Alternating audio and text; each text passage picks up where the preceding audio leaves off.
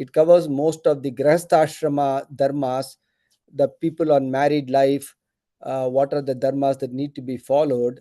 And so we gave an overview of the 286 slokas last session.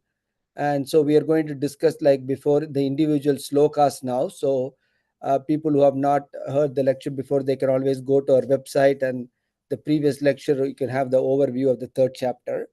But before I proceed further, uh, I have some new people here, so I want to make sure there are some declarations in Manusmriti, especially the slokas, which some of these slokas might seem offending, to the current generation and people.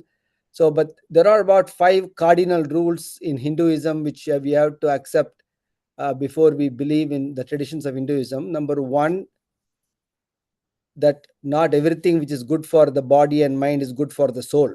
So certain things are good for the body, mind, and soul. Certain things are good for the body but not good for the mind and soul, and certain things are good for the body and mind but not good for the soul.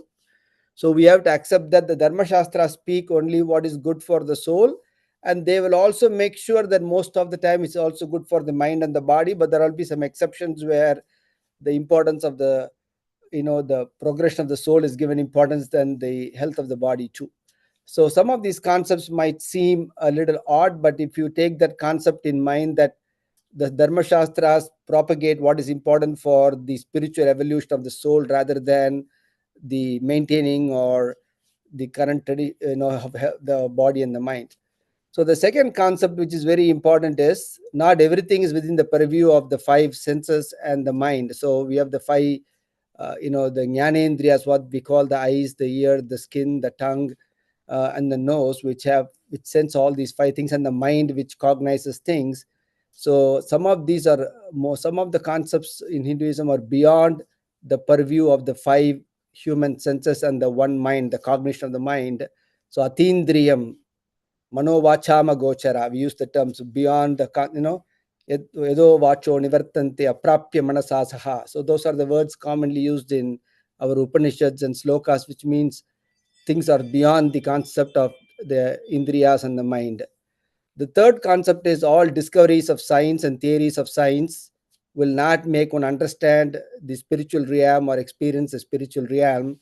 So everything, I'm a person of science, so but all scientific concepts will not be enable us to understand the spiritual concepts. And then the fourth is there is a cosmic rhythm, and there is a lot of interconnectedness between things in the various creations. Some of these connectedness is obvious, some of them are invisible and not obvious. For example, you have a mother or a brother, there is a connection between you and them from even Pura Janma. That's why you are born as their daughter or their sister or brother. And there are some connections, like your Saturn in your horoscope is not good, and that's why you are having problems with your marital life or your job. So the Saturn you cannot see, but the Saturn is placed in such a way in your horoscope, it's going to cause you problems or goodness for you. So there are some connections in life which is obvious. Some of these connections are not obvious, but in the cosmic rhythm, there is an interconnectedness between various creations. And fifth, the concept of karma, which is every action as a reaction, both in terms of causing an impression in the mind as well as causing some consequence in this birth or future births. So those 5 concepts you have to, they are like axioms in mathematics. You have to accept those 5 concepts, and then all of these will make sense. So with that, introduction, I want to, proceed with the Manusmriti slokas. So those 5 concepts are, kind of essential things. So with this, the first sloka of the Manusmriti is Shat Trimshabdadikam Sharyam Guru Trai Vedikam Vratam Tadartikam Padikam Va Grahanam Antikameva Va. So it says Shat Trimshabdadikam Sharyam Guru Trai Vedikam Vratam Tad Adartikam Padikam Va Grahanam Antikameva. So this is actually a continuation of the Brahmacharya Ashrama. The first sloka actually says, how many years should somebody learn the Vedas? So it actually starts with 36 years. Trimshat means 36. So if somebody has to learn the most of the Vedas which was available at that time, you need to at least spend 36 years, but you cannot be 36 years learning. So it also makes sure that at least if you can't learn all the 3 Vedas, so the idea of 3 times 12 is 36 is because the Rig, Sama, and Yajurveda, for some reason, the Atharvana Veda is not included in these things, though Atharvana Veda also was part of the learning. But all the time, the Vedas are mentioned as Trai. Trai means 3, which is Rig, Yajur, and Sama Veda. So if you spend 12 years on each Veda, it takes 36 years. Okay, if you can't spend that much, it says try to learn at least half of it. Try that artikam means half of it, and if not, at least you want to learn half of the 18, which is 9 years. So it's say the learning should be 36 years, if not 18 years, if not 9 years, and then finally it says grahana antikamevava, which means, or at least till you can grasp the important Vedas, to learn that much. So 36 years is the maximum, 18 years if possible, 9 years is next. The final is okay, if you can't even spend 9 years, spend enough time to at least learn the basic important Vedas. That's what it says. So this is the almost the end of the brahmacharya ashrama. So that from now on, all the the concepts beyond the brahmacharya ashrama will be started to discuss. And in this first slokas which I'll be discussing in today's session, Manu covers about marriage, and that is the major thing, because the brahmacharya cuts out and gets married. So he says how to choose the girl, like what families to avoid, what families you can use. All those details are given here. And then again, because Manusmriti is based on Varnashrama Dharma, which is the Brahmana, Kshatriya, Vaishya, Shudra, which is now no longer very clearly existent these days. But the Dharma Shastras were based on the Varnashrama Dharma, and the cross marriage is strongly condemned by Manu, and we see cross marriages happening all the time these days. But at least to know what is there in our Dharma Shastras and what he says about it. And we know that even in Bhagavad Gita, when Arjuna is talking in the first chapter, Varna Sankrame, he complains to Krishna, if you kill everybody indiscriminately, then all the Varnas will get mixed, because the woman will not have enough person to marry. So all the Varnas, so we know that those things were important. So all these slokas would be there, first how to choose the girl and why the cross marriages are not beneficial, kind of mentioned here. So the second sloka says, Vedan aditya vedo va vedam vapi yatakramam avipluta brahmacharyo grahasthashramam avaset. So Vedan aditya vedo va vedam vapi yatakramam avipluta brahmacharyo grahasthashramam avaset. So it says, the brahmachari, after completing yatakramam, according to the protocols or whatever the steps needed, who has completed the study of the Vedas, he can then graduate from his brahmacharya and grahasthashramam. He becomes eligible to proceed into the next ashrama, from brahmacharya to grahasthashrama. So complete the study of the Vedas as per the protocol, and after that you're ready to graduate to the next stage.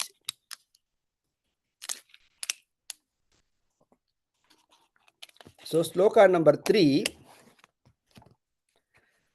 Tam pratitam swadarmena brahmadya harampitu brahmadaya harampituhu sragvinam talpa asinam arhayet pradamam gava. Tam pratitam swadarmena brahmadaya harampituhu sragvinam talpa asinam arhayet pradamam gava.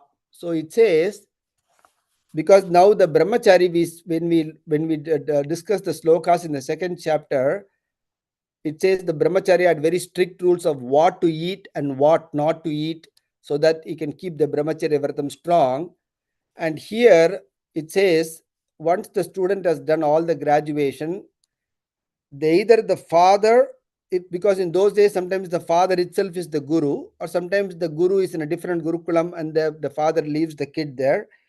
Depending upon whether they learned with their father or the guru, that person has to actually make this person sit in a chair and give him some respect, and also give him all the honey and for him to drink, and also give him a cow as a present. So basically it says the teacher or the father himself has to honor the student by making him sit in a chair, and giving him the mixture of the madhubargam, which is the honey with the curd and the milk, everything combination. So give him that, and also give him the cow as a gift. So that is kind of, a graduation gift which is given to the student. So that is what it says, and the student should be really dressed up well, because in brahmacharya they are specifically instructed not to dress up, because if they dress up, they will get all kind of uh, you know uh, desires and things like that. So here, this is the first time they're allowed to dress well. They're allowed to eat all these different sweets and all that stuff.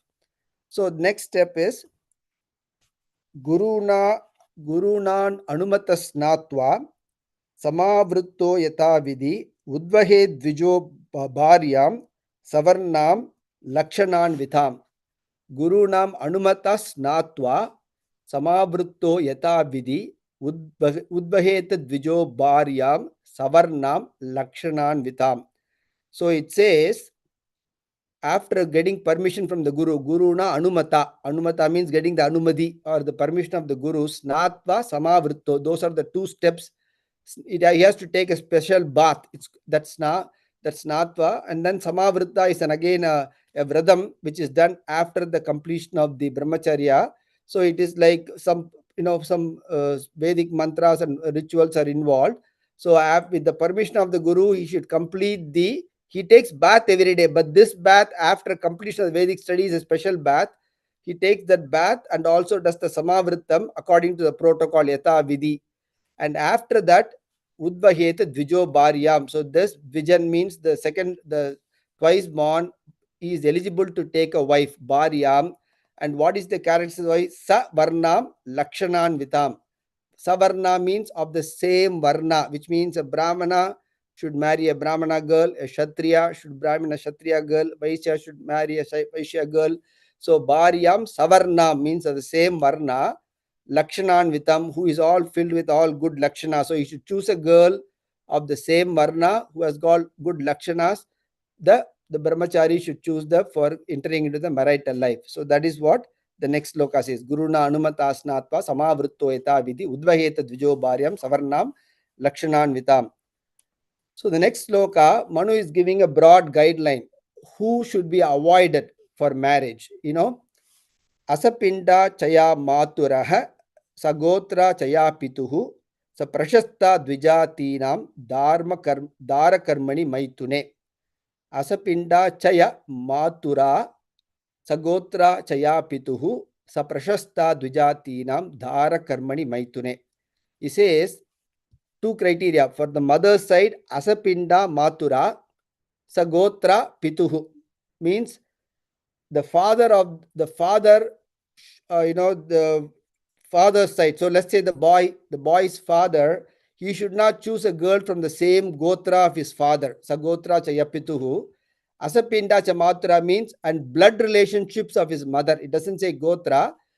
Whoever is very closely blood related to his mother and whoever belongs to the same gotra of his father, the boy should not choose a girl from those categories. We sometimes see the boy married the mama and magan, the uncle's daughter and all, but according to Manu, it is not recommended. So basically, blood relationships of the mother and the same gotra of the father, he should avoid taking the wife. Dharma karmani means for propagating of all the Vedic dharmas and also for propagating the kids. So I mean having kids and propagating the next generation. So for having kids as well as propagating all the Vedic karmas, he should choose a girl who is not of above two criteria.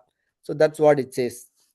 So next sloka, Mahantyapi samruddhani go aja avidana danyataham स्त्री संबंधे दशैतानि कुलानि परिवर्जयेत्. महान्त्यपि समृद्धानि गो अजाविध अदधान्यताः स्त्री संबंधे दशैतानि kulani parivarjayet. So it says mahantyapi samruddhani means very rich. They are very rich people. Go aja avidhana danyataha means go is cow, aja is goat, and dana dhanya, they have all the grains, all the wealth. Even if a family is very powerful has so much of cattle and goat and dana and dhanya, but if they are one of those 10, three sambandhe dasaitani kulani parivarjayat, means the boy should not choose a girl from any of these 10. The 10 is going to be enumerating in the next sloka. Is telling that even if the girl's family is very rich, even if they have all the wealth and all the things, but if they are one of the 10 following categories, the boys should avoid choosing girls from those family. So that's kind of what is mentioned in the 6th sloka. Now in the next 7th and 8th slokas, he is going to list what are those 10 categories to avoid. Hina kriyam, nishpurusham, nishchando, romasharsasam, shayyamaya avyaya, apasmari shivitri, kushti kulanicha. Hina kriyam, nishpurusham, nishchando, romasharsasam, shayyamaya avyaya, apasmari shivitri, kushti kulanicha. Kulanicha means any girl who belongs to those about 10, the kulanicha is written. Hina kriyam is one. Hina kriyam means the families where all the anushtanas are not being done well. Kriya is all the kriyas of the Vedic kriyas. The all the danas and the yajnas and the mantra chanting, all that which are to be done.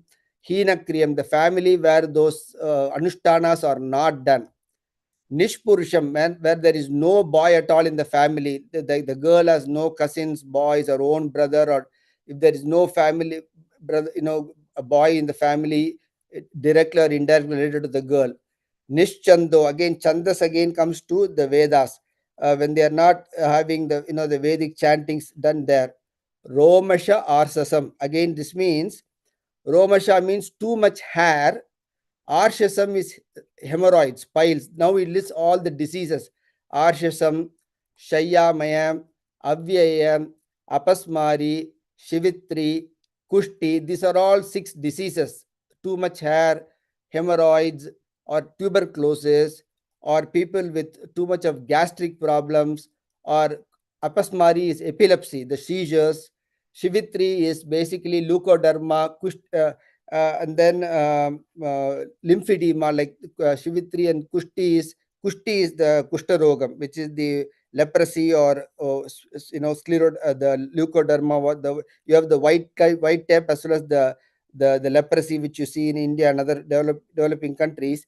So the last 6 of them are pretty much disease, which is medically also we say if there is some hereditary disease running. If you marry, in the family, the kid also will get those diseases. So those kind of things make sense. And the first 4 are related more to, the having all the anushtanas, and so that there is some kind of a sanctity in the family. Hinakriyam, Nishpurusham, Nishchando, Romasha, Arshasam. From Romasha means again too much hair. Arshasam, Shaya, Maya, Avyaya, Apasmari, Shivitri, Kushti. These are all the different diseases which is listed. So if a girl comes from, even if the family is rich, but if they have any of the above diseases running in the family, or the family is not following all the Vedic protocols, then the boy should avoid taking girls from that family. So those are the 10 criteria. He puts it in one sloka. So now, then we go to sloka number 8. No udvahet kapilam kanyam na adhikanginim saroginim na alomikam na atilomam na vachatam na pingalam. So again he gives, this is besides the 10 criteria, he is telling other types of girls who are not suitable for marriage is nodvahet kapilam kanyam, no adhikanginim saroginim, na alomikam na atilomam na vachatam na pingalam. So now the question will come, why it is Manu is very partial, why is he mentioning only the girls' characters? What about the boys for choosing for the girls? In the Brahmacharya ashrama itself, the Manu was listed which brahmacharis are, like when they're not following the Brahmacharya ashrama, what should be done for them. So the boys' punishments or boys' exclusions have already been mentioned, which kind of, is the boys. And again, there he mentions the family should not choose this boy for a marriage. So for people who are just looking at this, it looks like Manu is very partial and telling what kind of girls to avoid for marriage, but already in the Brahmacharya Ashrama description, he lists like if the boy is not following all these Vedic dharmas or all these things, he should not be given a girl for marriage by the other family. So those things are already been mentioned. And now some of these looks, some of these may not make medical sense, like tuberculosis and epilepsy and leukoderma all make sense. Like if you marry a girl who is in that family, very likely your kid might have those problems. But now some of these are basically Sarogini again makes sense. Here it says Narogini means rogas or diseases. The girl who's got a lot of diseases, you should not marry that girl. And then it says Alomikam and Atilomam, which means girl who has less hair or who has too much hair. Vachatam, who talks too much or especially bad mouths people. And Pingalam again means the Pingalam and Kapilam means the color of the girl. So it says those kind of the girls who are of that particular complexion. So Nodvahet Kapilam Kanyam, Nadikanginim na Roginim, na Alomikam na Atilomam, na Vachatam na Pingalam. So one who is talking too much, especially bad mouthing people all the time, or whose color complexion is of a particular type, or who has too much hair or too less hair, or who is deceased, those kind of girls, the boy should be avoiding in marriage. So that's kind of the sloka number 8. Sloka number 9, which is again little bit more weird these days, it will not make sense, but Manu clearly says that depending upon the name of the girl, if the girl has certain names, based on the name itself, the girl should be avoided in marriage. Again, we cannot understand this in a logical way, but like I said, the Dharma Shastras are based on things which are beyond the purview of the human senses and mind. So, Nakshatra Vriksha Nadinam na Antya Parvata Namikam na Pakshi Ahi Preksha Namnim na cha Bhishana Namikam. So, he gives all these different names. Nakshatra Vriksha Nadina Namnim na Antya Parvata Namikam na Pakshi Ahi Preshyanam Namnim Nacha Bhishana Namikam. Nakshatra is very simple. Like Ashwini is the name of a nakshatra, Kritika is the name of a nakshatra. Girls who are named as per a nakshatra name, you should avoid, it seems. Vriksha means tree. Girls who are named like the names are like a tree. Nadi, we think Ganga and Yamuna are very sacred rivers, and we also see girls named with Ganga, Yamuna and all. But Manu says if their name is a Nadi's name, that name also should be avoided. Nakshatra Vriksha Nadi Nam. Now Antya. Antya means some lowly names. Again, this criteria is not mentioned. Like people have sometimes we see in Gramam, we say when people are when a son is born after a long time, they call him Pichai. Pichai little means beggar, but because of begging to the god only the son was born, they name him Pichai. But Pichai as a name itself is a low name. Even Sundar Pichai, our Google executives called Pichai, because obviously his parents prayed to somebody and then only he was born. So the name Pichai comes as Pichai means begging. After begging to the god only the son was born. So sometimes as a token of gratitude, they name the boy itself as Pichai or so. But Pichai is in just as a name is not a very good name. Though it is named in gratitude, the name itself is not a good name. So Anti means like lowly names. And Parvata Namikam, Parvata means hills. So girls who are named after hills. So girls who are named after nakshatras or after trees or after rivers or after the mountains. Pakshi, Ahi. Pakshi means all the birds. Ahi means snake. Vasuki, for example, is the name of a snake. And we see some girls are named Vasuki, but again, Manu says girls who are named based on a snake's name or a name of a bird. Those, and Bhishana Namika means even the name itself is terrifying. When you hear the name itself, you're afraid of the name. Raudra Kali. If you keep somebody's name Raudra Kali, the name itself causes fear for you. So basically, Manu says based on the name. So initially, he gives one set of criteria based on Hinakriyam, Nishchando, and all the diseases. Next, he goes on to discuss about the complexion of the girls as well as the too much hair or too less hair. And now the third category is based on names. So if girls have these kind of names, he says it's preferable to avoid the girls with those names. So those are the ninth sloka. Then he comes, okay, he now says the exclusion category. Now it comes to the inclusion category. What are the girls that are better to be chosen for marriage?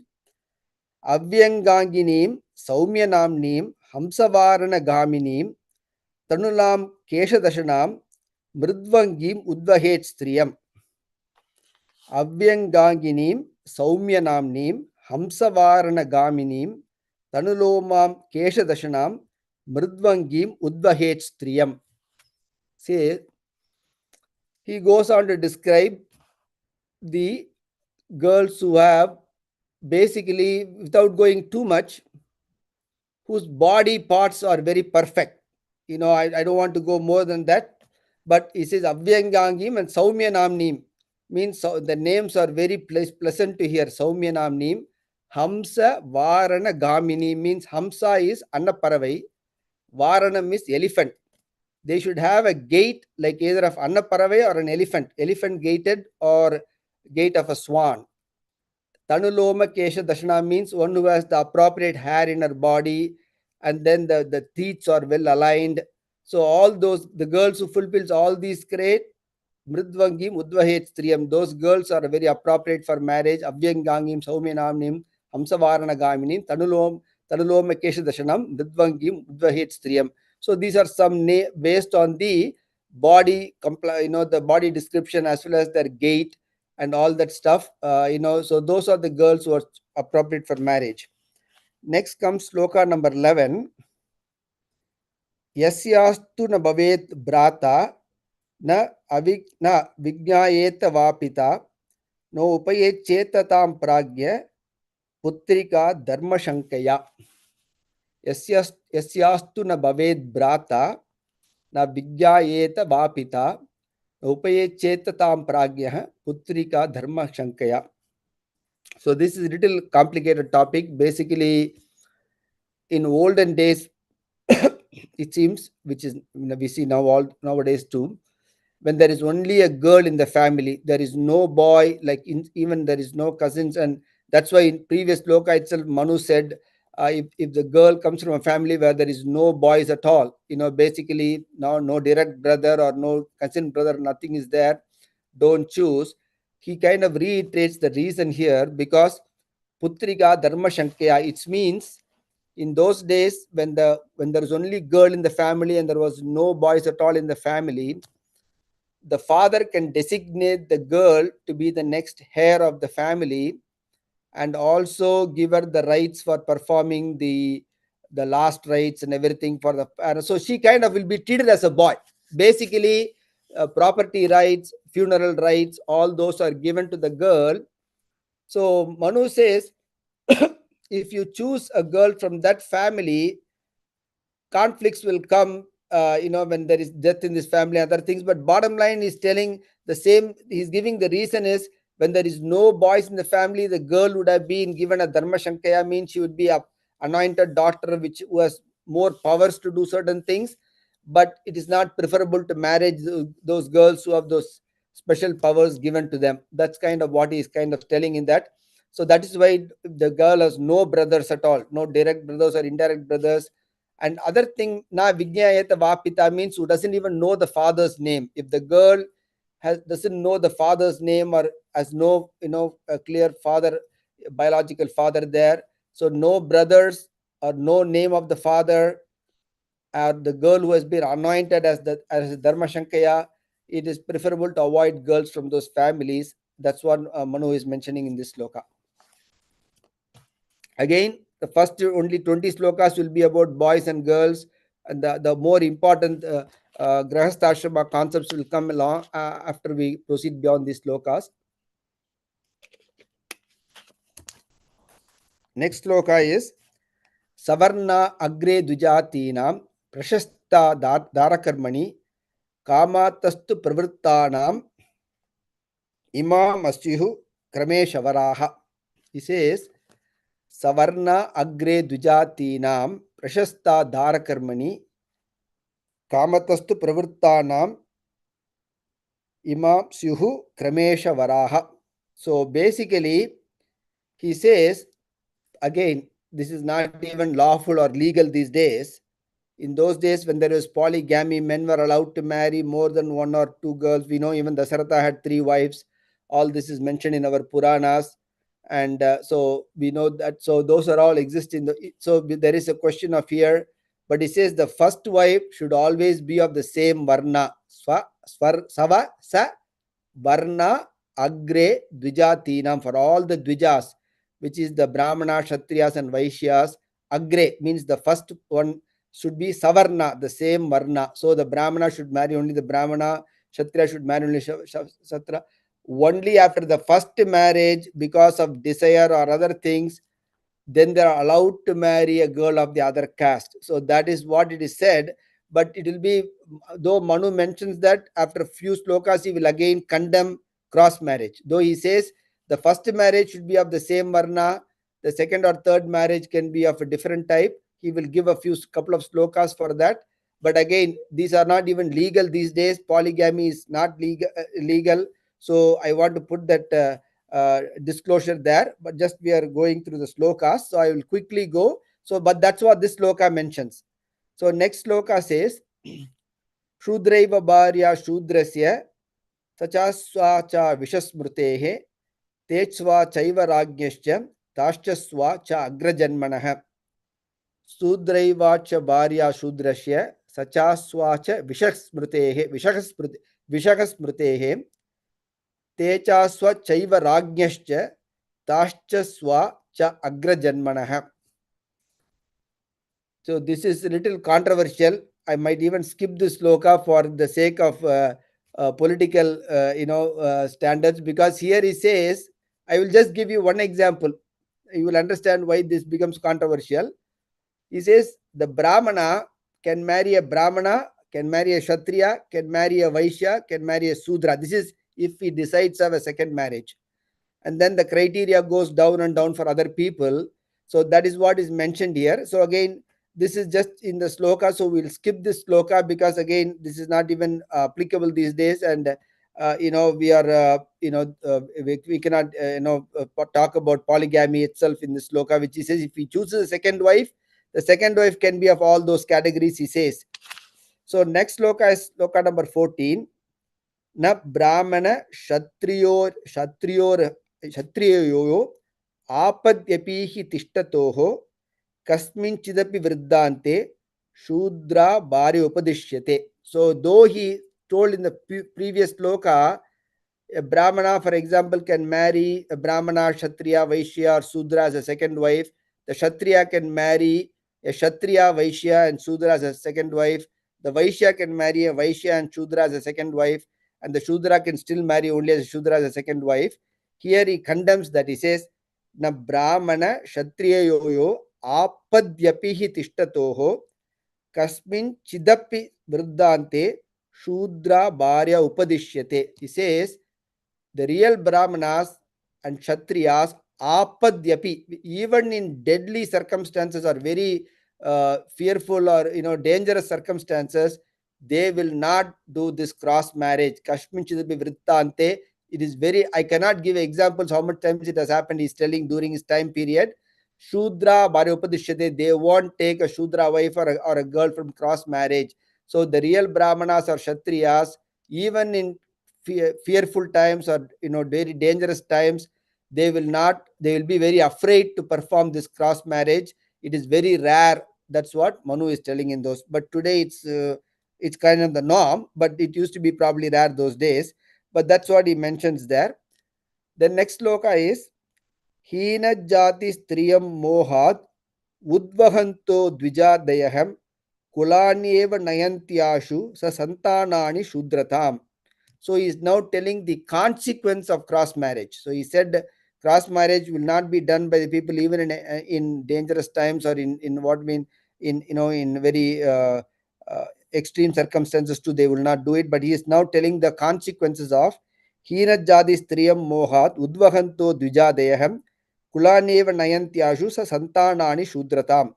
He says if a person takes a girl from a very low family due to moha, which means due to his delusions or desire, the dvija, that kulan, that kulan to which that particular dvija or the second born means, that is destined for becoming a Shudra class by themselves. Not only him, the entire of his generation also will become Sudratam. By marrying a girl from the lower caste due to desire, he not only downgrades his Kulan, he will make the entire generation after him to a Shudratam. That's what he is mentioning here. Let's go to sloka number 16. Shudra Vedi Patati Atreye Utatya Tanasya cha Shaunakashya Suta Utpatya Tat Patyataya Bhrugoho. Is mentioning some rishis name here. Shudra Vedi Patati Atri Atri Utatya Tanasya cha Shaunakashya Sutotpatya Tat Patyataya Bhrugoho. He first says Atri and Utatya Tanaya, means the son of Utatya is the name of Rishi. He says Utatya Tanaya means the son of Utatya, and Atri Maharishi we know. According to Atri and Utatya, he says this is the criteria. Shaunakasya, according to Shaunaka, this is the criteria.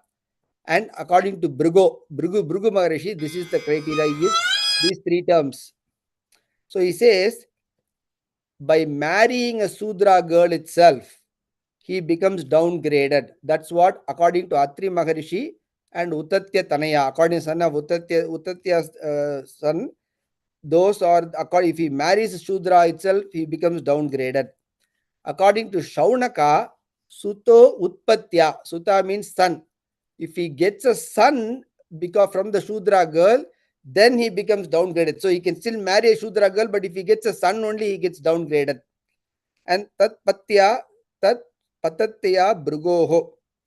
And according to Bhrugu Maharishi, the one who is born to a Sudra becomes, so the father still doesn't get downgraded, but the person who is born becomes a Shudra. So basically, these are the criteria according to different rishis.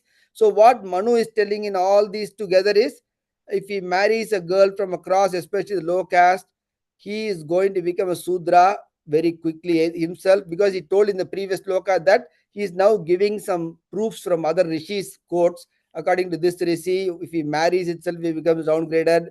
If he marries and gets a kid, he becomes downgraded.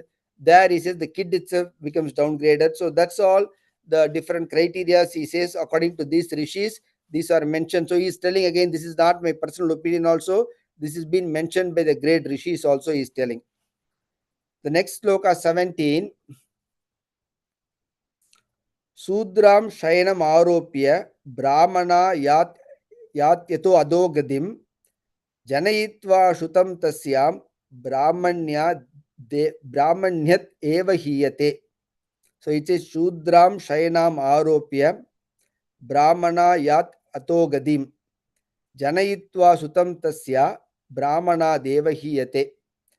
I think we will skip this sloka. Basically, what he is telling in this sloka is, if he marries a Sudra girl and brings her to bed or has a kid with him, Ato Gadim means that Brahmana goes downhill. Ato Gadim, we say Ato Gadi Ponarangamar, Ato Gadim, he becomes Ato Gati. That's what, kind of reiterating the statement there. So without dwelling too much, he says that marriage will pull him down. Sloka number 18. Now he is giving the reason. Now he is telling why again this cross marriage is a problem. Daiva Pitri Atiti Etani Tat Pradhanani Yasyatu Nashnanti Pitru Devastan Nacha Swarge Chagachati. Nacha Swargam Chagachati. So now he is telling the reason exactly. Daiva Pitri Atiteyani Tat Pradhanani Yasyatu Nashnanti Pitru Devastan Nacha Swargam Sagachati. So he says, Pradhanani means if the Brahmana or the Kshatriya or Shudra, Brahmana, Kshatriya or the Vaisya, the Dvijas have a Shudra wife as the first wife. Pradhanani, if that's the first wife or that's the main wife, then the Daiva, Pitru, Aditi. We talk about all these yajnas. We are supposed the Deva Yajna, Pitru Yajna, Manusha Yajna, Bhuta Yajna, Brahma Yajna. These are the Panchamaha Yajnas which Manu will be soon describing. The Devas and the Pitrus, because we do for the dead parents and ancestors, we do the Shraddhams and Tarpanams. For the Devas, we do Pujas and Yajnas. For the Atithis, the guests, we welcome them, we honor the guests, we give them all comfort and food and everything. He says the Dvijas who are having the cross marriage wife as their first wife or their main wife, all these karmas will not give any benefit at all. The Pitrus and Devas will not accept their offerings. And because of that, this person is forbidden from or very unlikely to reach Swargam, Nacha Swargam Chagachati. He will not reach the heavens. So basically, he says all the Deva karmas, the Pitru karmas, and Atithi karmas will not bear the appropriate fruits, and he will not achieve, the status of going to the heaven. So that's what he is mentioning here. I'll cover two more slokas basically on this, and then we'll finish with that. Vrishali Fena Pitasya Nishwashu Upagatasya Cha Tasyo Chaiva Prasutasya Nishkrutir Na Vidiyate. Vrishali Fena Pitasya Nishwashu Upagatasya Cha Tasyam Chaiva Prasutasya Nishkrutir Na Vidiyate.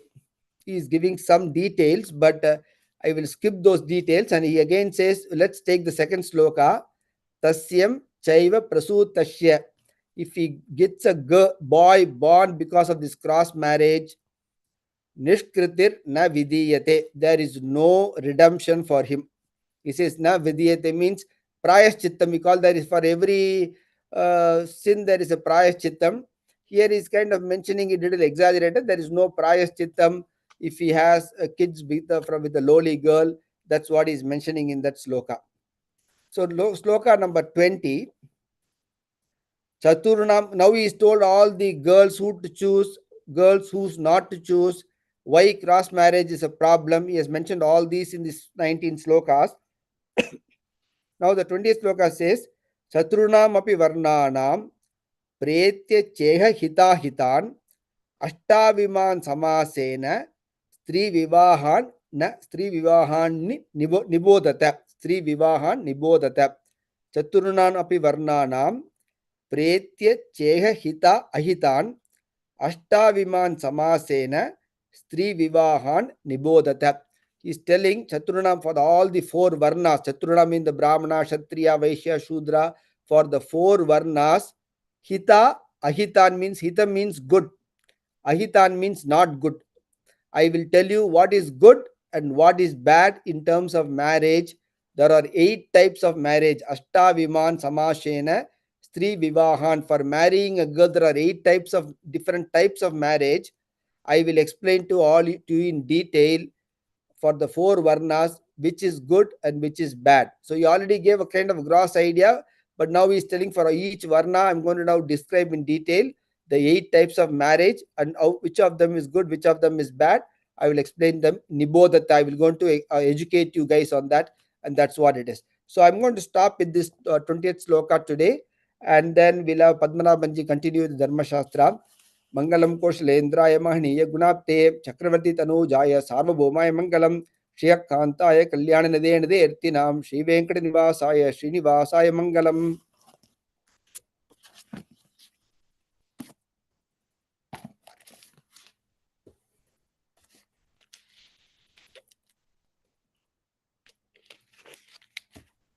Shri Gurubhyo Namaha.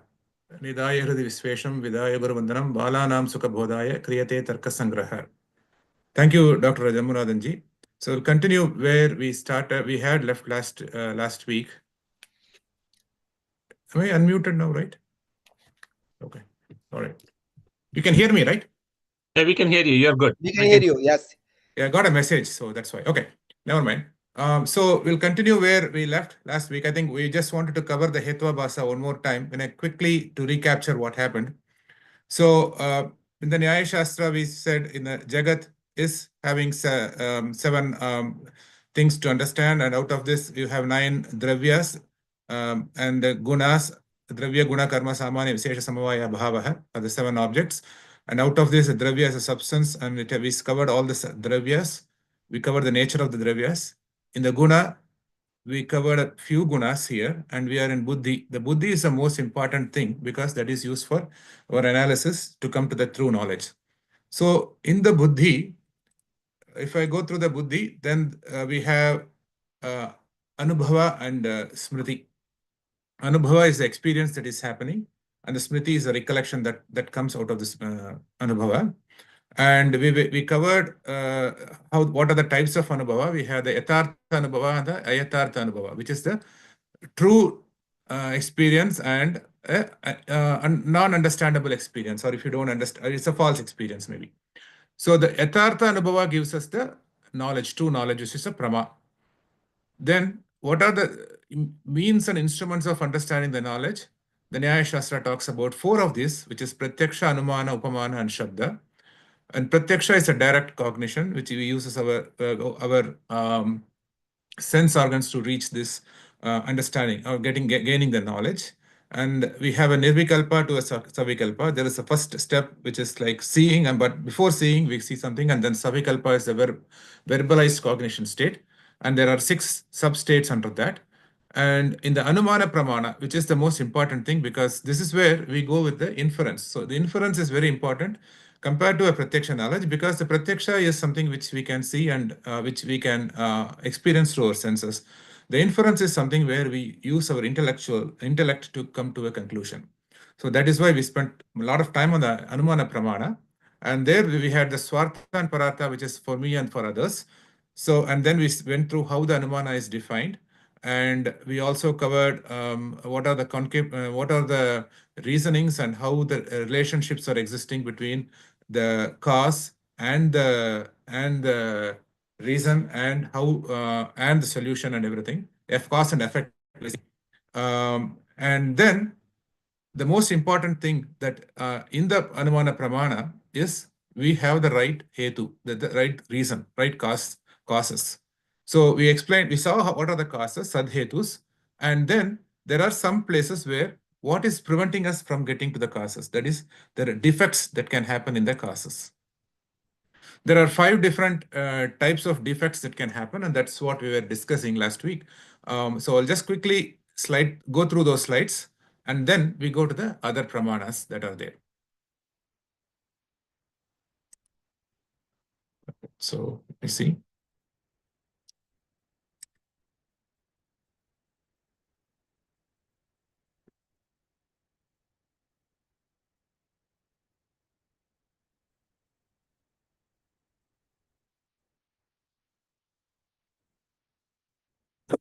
So format slide.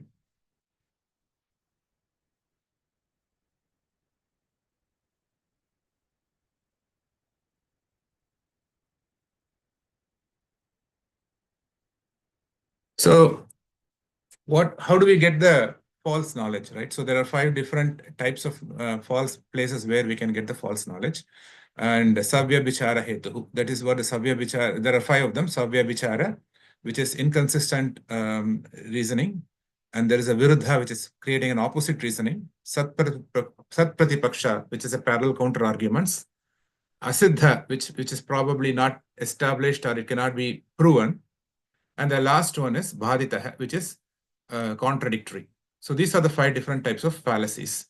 And the savya bichara is having the inconsistency by itself has 3 different types of inconsistency, which are sadharana, generally inconsistent. So in this case, the hetu may be present and the property to be proved is absent. So for example, the hetu, just by looking at a tail of a tail, that's a reason we cannot conclude that it is a lion. It can be any animal. But if somebody says there's a tail, it's a lion, that's a false case. So that is an example of a generally inconsistent definition.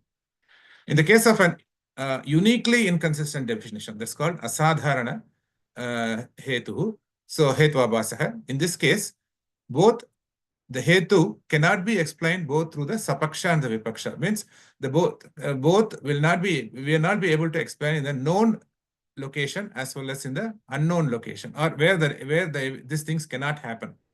So for example, the sound, we say it is eternal because the generic property of the sound if you use the generic property of sound and we call it as eternal, because that is not possible, because sound is also present in the Akasha, that is by nature it is eternal, whereas it is also present in the other dravyas like Vayu, Agni, Jalam, Prithvi, so where they are non-eternal objects. So we cannot prove sound's eternity through the generic property of sound. So we have to prove it through other relationships. So that's where asadharana comes in. And we have inconclusive evidence, inconclusive fallacy. The example that is provided does not support or oppose the case. So, like for example, if it is argued that a non-eternal object, an object is non-eternal because it is understood by true cognition, then everything becomes a paksha, and no example can be used to give the Anvaya or Vetireki. We saw this in the Vetireki example also earlier. So everything becomes a subject of conclusion. The whole paksha cannot be used as the area. So that means we'll always get an inconclusive fallacy over there. So these three other Savya Vichara doshas. And then we covered the Viruddha dosha, which is basically when the item to be proved that the sadhyam is absent for a reason. So that is when the Viruddha happens. For example, so if you say a part is eternal and a sound is eternal, it's like a part. So that is actually totally opposite, because part is not an eternal, and we cannot use part to prove the sound is eternal. So that's a totally opposite way of proving that part sound is eternal. So that's not that is a fallacy over there. And then we had the parallel counter argument, where the argument goes nowhere. So there are two different types of arguments going, but they don't never conclude. So both the person who is arguing as well as the person who is the opponent, both of them are going in different directions, but they never come to a conclusion. So that is where the Sat Pratipaksha can happen. And the fourth one is Asiddha. The Asiddha again has three types of things. So we know for a relation, for an idea to happen, for a Anumana Pramana to work, we need three of those things, which is Paksha, Hetu, and Vyapti. The Paksha is where the location, where the Sadhya is established, where we have to prove what is happening. That is called as a Paksha. The Hetu is the reason. The reason or the knowledge through which the process happens. That is the important thing to understand. And the Vyapti is the relationship between the, through this knowledge, we get the Sadhya, the relationship between the Hetu and its Hetu and whatever it's trying to prove. So when the Paksha is not known, it results in Ashraya Asiddhi. When the Hetu is not known, it becomes a Swarupa Siddhi. And when the Vyapti is not known, it is a Vyapyatva Siddhi. So in the Paksha, when the Paksha is not known, so for example, if somebody says a sky lotus is fragrant, as fragrant as a lotus in a pond. So there is nothing called a sky lotus, number first. So the location or the Paksha where the fragrance is happening itself is in a wrong place. So that way, this becomes a Pakshatva Asiddhi. So it becomes the Ashraya Siddhi. So basically, in the Paksha, we cannot prove this relationship, or we cannot get this infer the correct knowledge there. In the case of a Hetutva Siddhi, the proportion that sound is a quality because it can be grasped by eyes. So obviously the sound's faculty of sound is ears, and the eyes cannot be the reason to identify sound. So the cause itself is wrong. So that is where the fallacy can happen due to the Hetu issues. And the last one is the Vyapti's absence. So whenever we have a relationship that was there, that relationship cannot be proved the other way. So for example, so we say the mountain is fire because mountain has fire because of the contact of the wet fuel. So the mountain has fire and the smoke because of the contact of the wet fuel.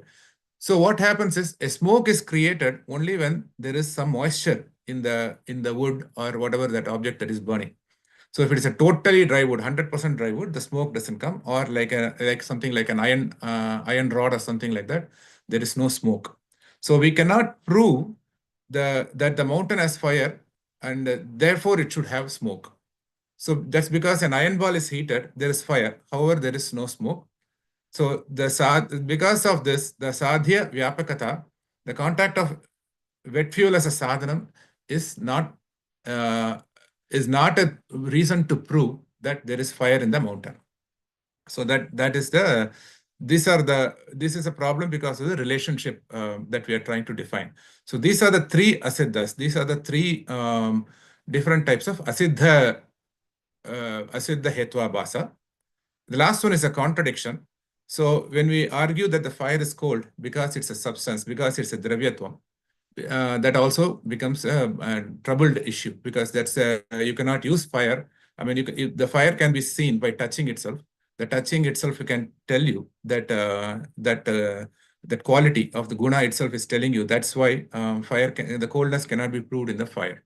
So that's a bhadita. That's a contradictory asiddha, contradictory hetva bhasa. So these are the 5 hetva bhasas that were there. So to summarize, what do you need for the to have the sadhetu?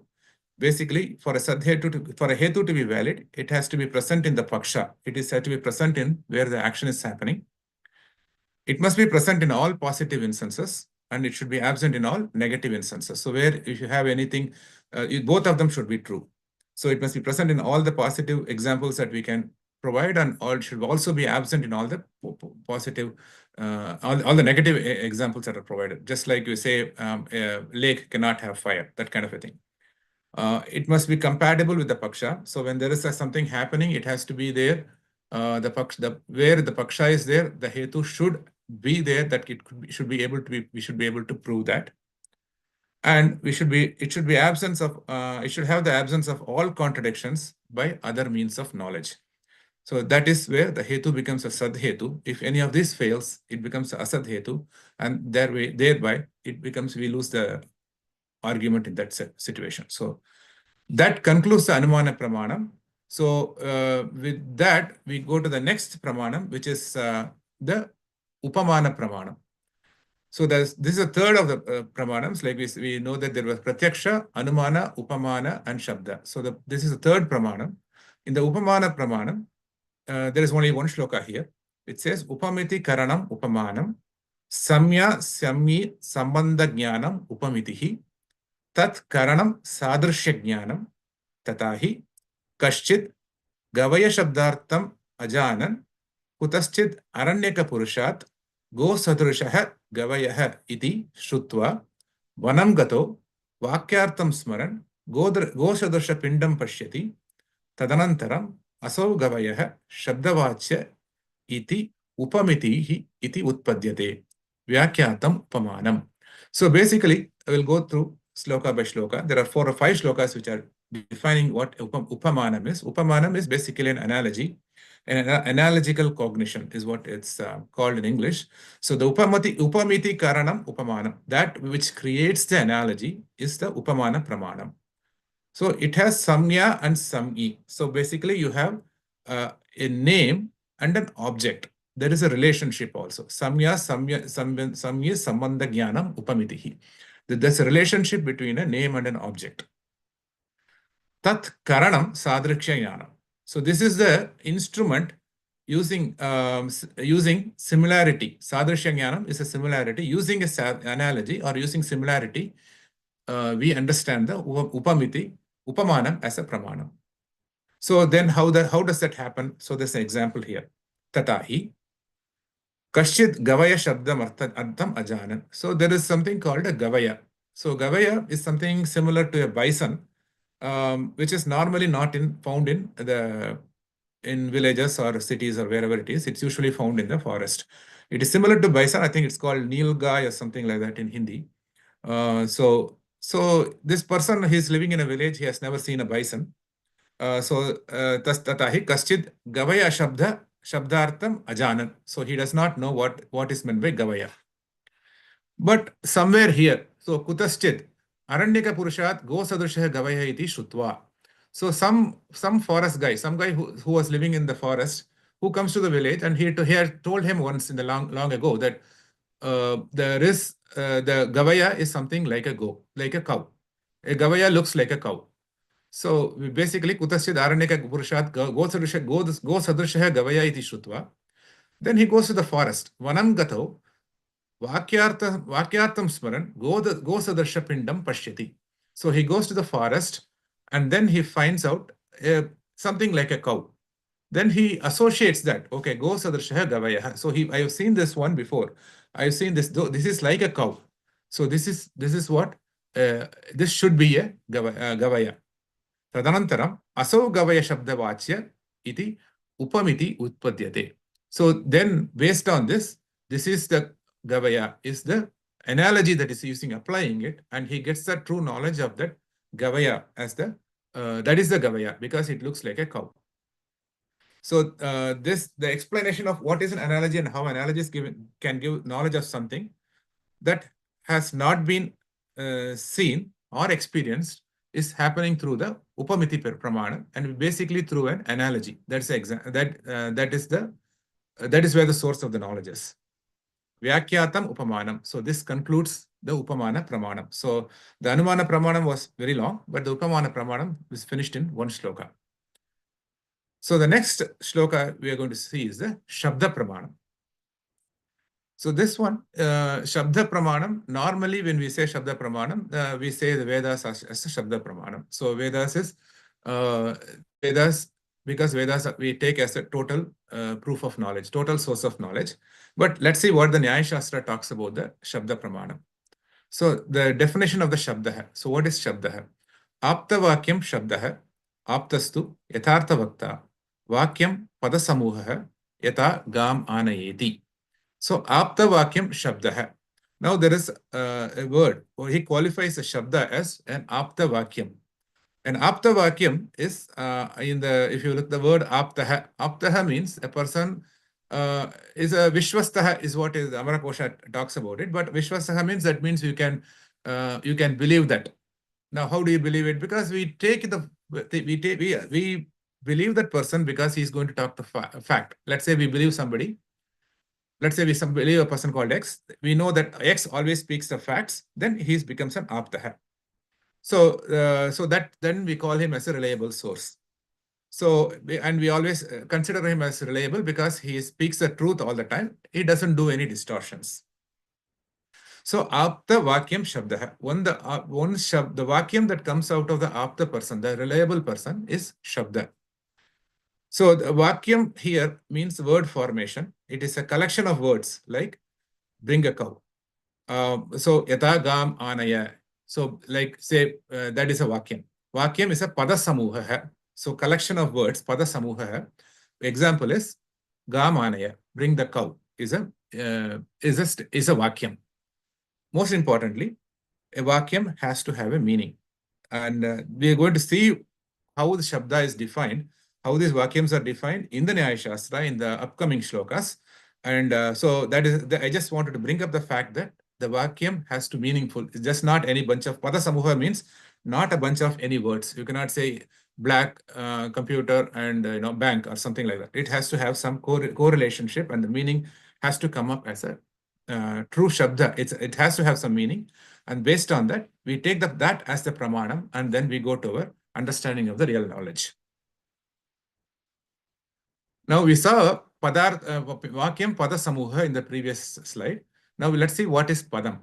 Shaktam Padam Asmat Padat Ayamartha Artha Bodhavyaha iti Ishvara Sanketaha Shaktihi. So now the Padam, what is meant by Padam? The Padam by itself has a Shakti. So that Shaktam Padam is that through which that power has to convey a certain meaning. So when we say go, that means it's a cow. That go Padam has a Shakti that has that name, and you associate an object with that name. Now the next thing is, how is this Shakti? How is this happening? So this is where the Nyaya Shastra is an Astika Darshana. We can consider it because the meaning is to be understood from this pada by the will of God. So here it says, Ayamartaha bodhavyaha iti Ishvara Sanketaha. So they are saying that Ishvara's wish that a cow is called as a go, or Denuhu, whatever that name that he comes up with, is what has come out of Ishvara's wish. It's very interesting to note the point because although the Nyaya Shastra and the Vyakarana Shastra, they may have a lot of dissimilarities, the way in which they approach the topic. and how we, because the Nyaya Shastra talks about a semantical understanding of a statement, whereas the Vyakarana Shastra understands it with a syntactical and measurement of a statement. One thing that I can see a commonality is in the Vyakarana Shastra, when Panini composed his Vyakarana sutras, before he created the sutras, he created Dhatupata. In the Dhatupata, basically, he classified the whole Vedas, the landscape of the Veda Vangmayam, the whole Vedas. He grabbed all the verbs that are there, came to the root of those verbs, and he created the Dhatupata, and he condensed the whole Vedic Vangmayam to like about 2,000 verbs. And from those 2,000 verbs, not verbs, actually roots, 2,000 roots of the words, then he created, then we see we can create millions and millions of words through the padam and pratyayas, adding by the suffixes and everything.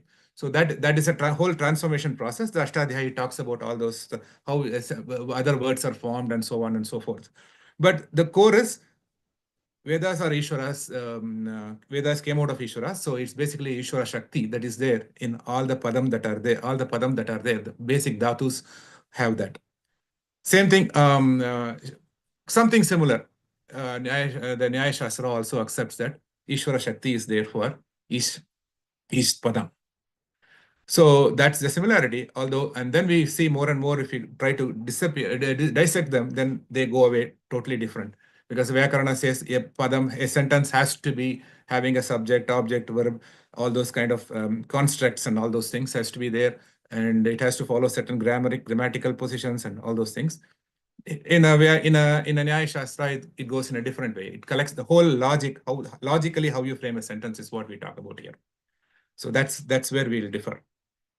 This Shakti that defines the relationship between the name and the object, we call it as a primary relationship. And there's another thing called Vritti, which refers to both the Shakti and the Lakshana. The Lakshana is usually a secondary relationship.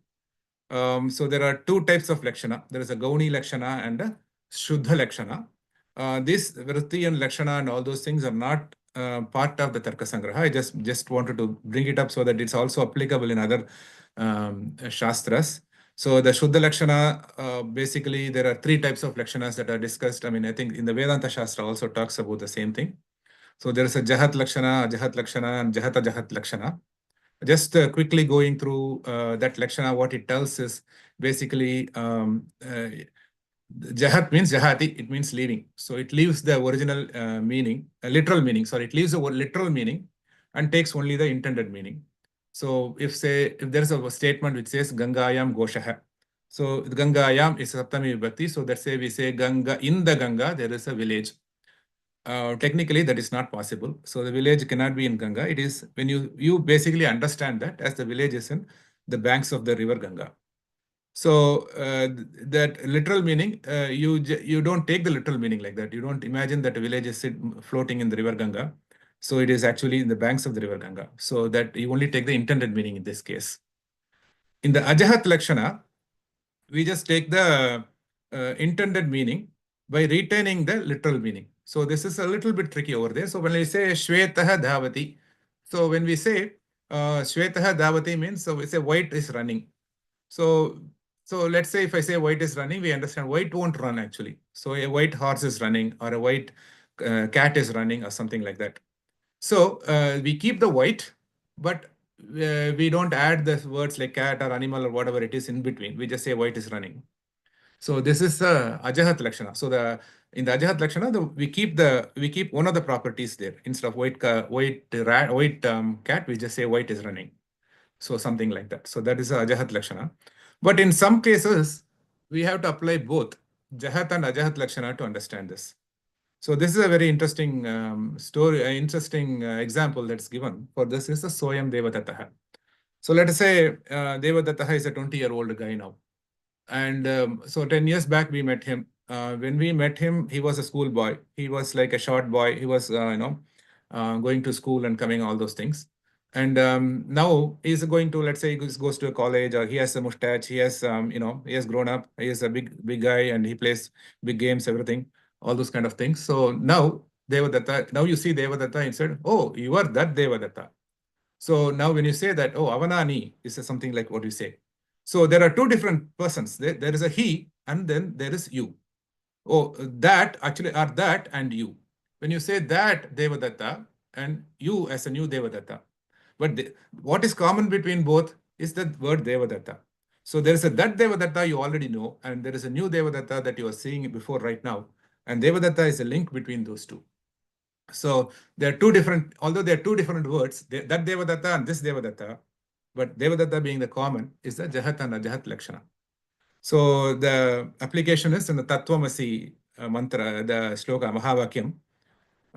We say Tat Tvam Asi, that you is. Now, what is the how do you understand that, right? So how can that be you, right? So there should be something connecting that and you. That and you. What is connecting between that and you? So in the case of a that, it is the Ishvara, which is our Brahman, which is the which is without Maya, with the true knowledge, without ignorance. I mean, all those good properties of Brahman that is there. And Tvam, the Tvam in this case has an ignorant person, which has avidya, he has avidya, vasana, and all those things. So now, what is common between these two is a Chaitanya. The consciousness is pure consciousness, is the commonality between them. So the statement Tattvamasi indicates a union of visible and invisible consciousness. In other words, ignorant and realized or known consciousness. So when we say Tattvamasi, we indirectly drop those invisible attributes are dropped. By doing so, the undifferentiated pure consciousness is only retained, and that is how we understand the Tattvamasi as using the Jahat and Ajahat Lakshana. Anyway, coming back to the Shabda Pramanam, we say Akanksha Yogyata Sannidhischa Vakyartha Jnana Hetuhu. So now we understand how a sentence, when you say Shabda Pramanam, what are the three things that you need to have in a sentence? Very, very important thing to understand. How do you say this Shabdam is a Pramanam? How do you say this is the Pramanam? Basically, you should have all the three things together. So what are the three things? There is an expectancy to be the statement to be correct. So we should be able to answer the question with a what, which, how, etc. Yogyata is a compatibility, so it has to be a valid sentence, cannot be some imaginable, unconnected words. And Sannidhi is a proximity. The sentence has to be superfluous. I mean, it has to flow in the same pace without one's like saying something in the morning and something in the evening, or like after 2 pages or 3 pages, you have the second part of the sentence, etc. So you should have all the three things together, the Akanksha, Yogyata, and Sannidhi, to be part of the Shabda Pramana. So, Padasya, Padantara, Vetireka, Prayuktan, Anvaya, Anubhava Vakatanam, Akanksha. So that is the definition of an Akanksha, which is basically saying that the reverse of a tendency to convey any other than the intended connection between two words. If there are two words, you should have an ability to connect those two words. And the expectation also gives us to answer the question through what, which, why, how, whatever, etc. For example, you can say, bring the cow. That is a sentence. So how can you say this sentence as Akanksha? Because this sentence, you can have bring the what. You can say bring the cow. What do I do with the cow? Bring the cow. You can have any other questions that you can answer with this, and you get an answer to that question. Or you can also expand, saying that bring the cow by driving with a stick. Then if you say, then you can say, how do I bring the cow? You bring the cow with a stick. So that becomes a statement with Akanksha. So you have a full expectation that can be in a statement. The next one is Artha Abadaha Yogyata. So in the Yogyata, which means it explains the meaning without any obstacle. So there should not be anything that is abadaha. Abadaha means there's an obstacle, anything that can come and affect its meaning.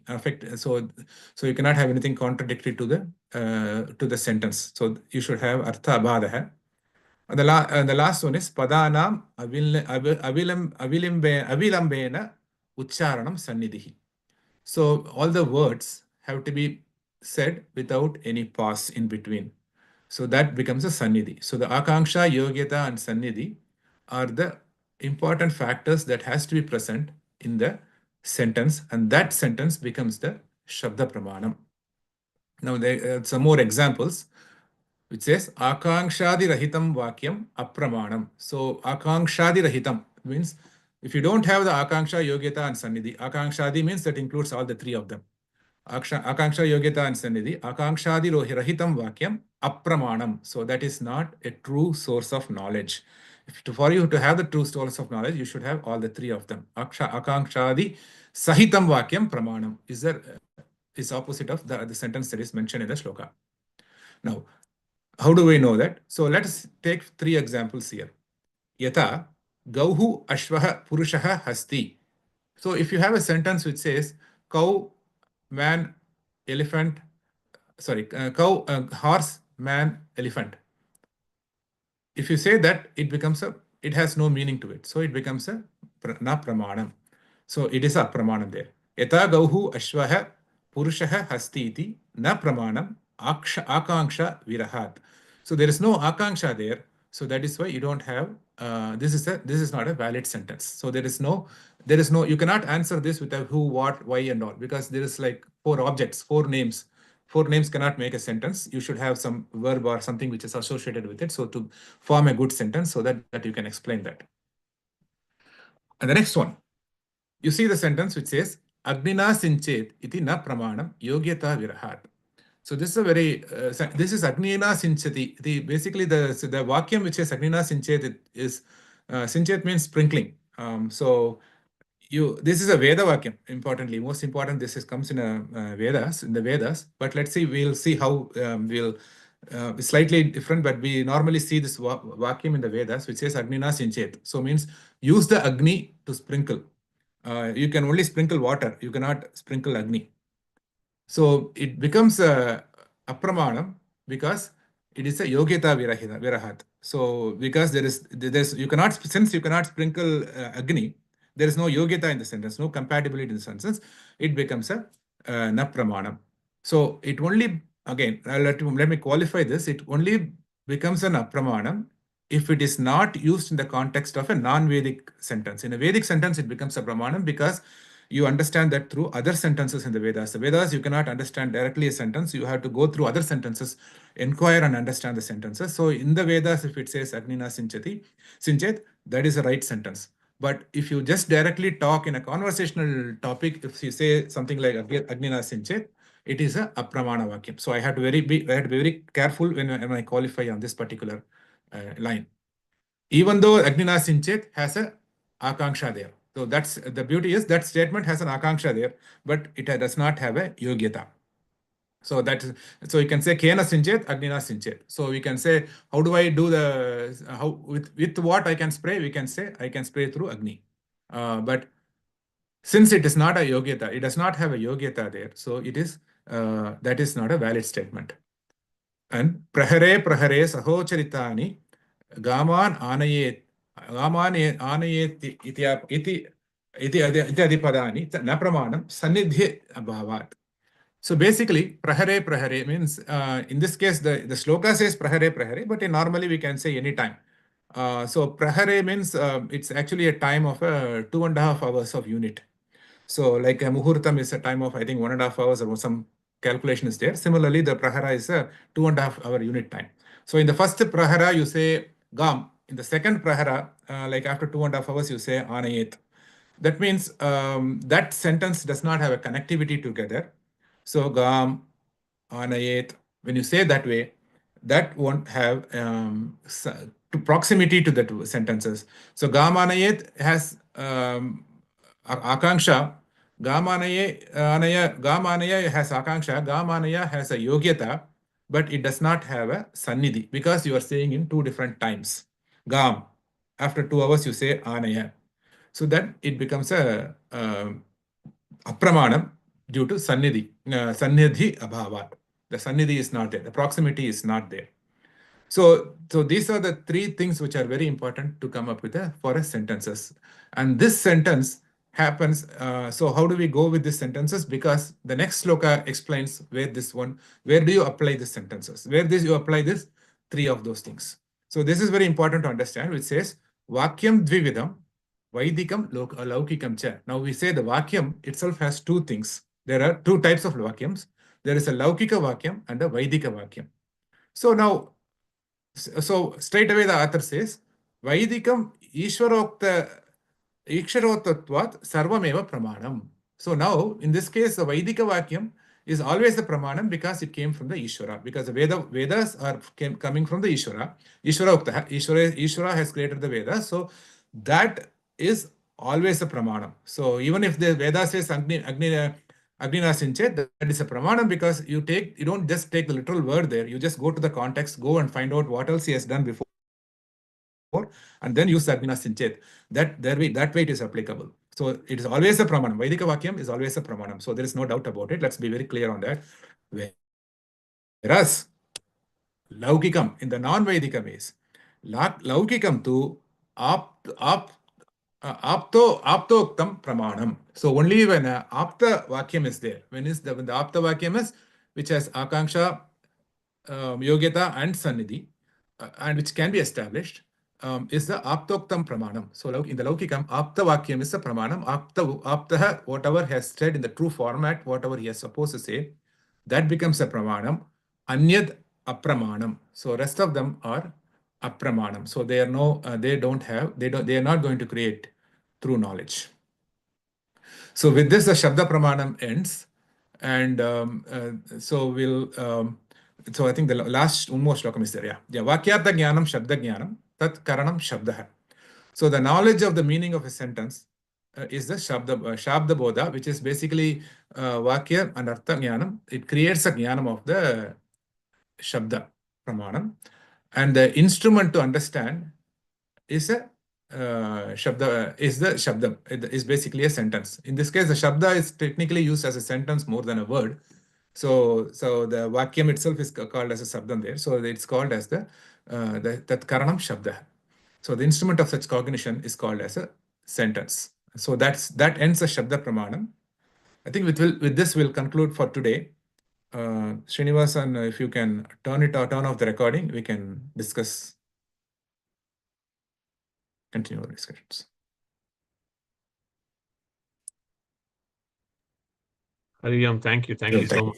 Let us, I think, wonderful session, lot to discuss hopefully, but let Srini, if you can go ahead and finish the Mangalam song, then we'll stop the recording and we can go. Okay, thank you. Sorry. Thank you, Padmanabhanji. Go ahead, Srini. Yeah.